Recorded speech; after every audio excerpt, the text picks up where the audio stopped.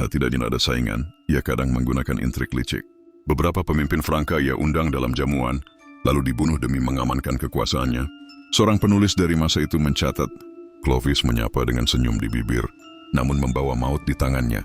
Bagi rakyatnya, Clovis adalah pelindung iman dan pembawa stabilitas. Bagi musuhnya, ia adalah badai yang tak terhentikan. Bapfi, sang pendiri abadi. Pada tahun 511, Clovis wafat di Paris. Ia dimakamkan di gereja Saint-Geneviève, bangunan yang ia dirikan sendiri. Kepergiannya meninggalkan kerajaan luas, yang ia bangun dari pecahan suku-suku, yang dulunya saling berperang.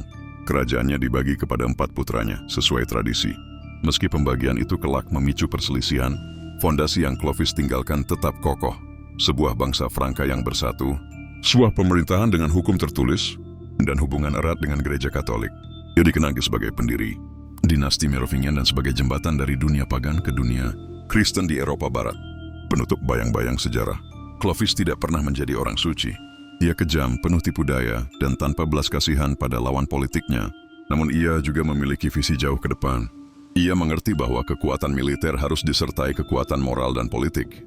Ia membangun kerajaan yang bertahan lama, menanamkan identitas Kristen pada bangsanya, dan mengubah jalannya sejarah Eropa.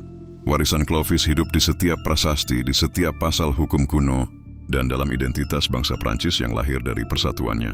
Warisan Raja Clovis Permer, penyatunya bangsa Franka. Ketika kabar wafatnya, Clovis tersebar dari tepi, Sungai Loire hingga tebing-tebing, Sungai Rhine.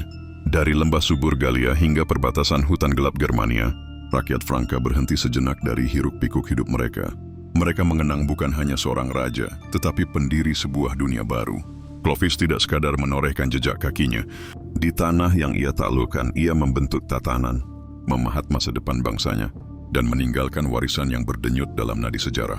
Menurut Matuni, warisan terbesarnya adalah persatuan bangsa Franka. Sebelum Clovis, suku-suku Franka hanyalah kelompok-kelompok kecil yang sering bertikai, dipisahkan oleh kebanggaan suku dan dendam lama.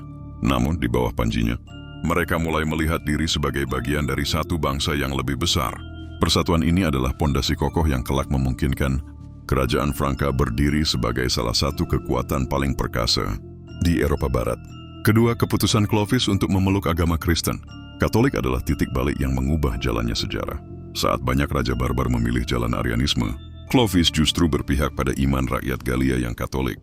Pilihan ini bukan sekadar soal kepercayaan pribadi, melainkan langkah politik brilian yang menciptakan ikatan abadi antara kerajaan Franka dan gereja Katolik Roma. Dukungan gereja memberinya legitimasi spiritual yang tak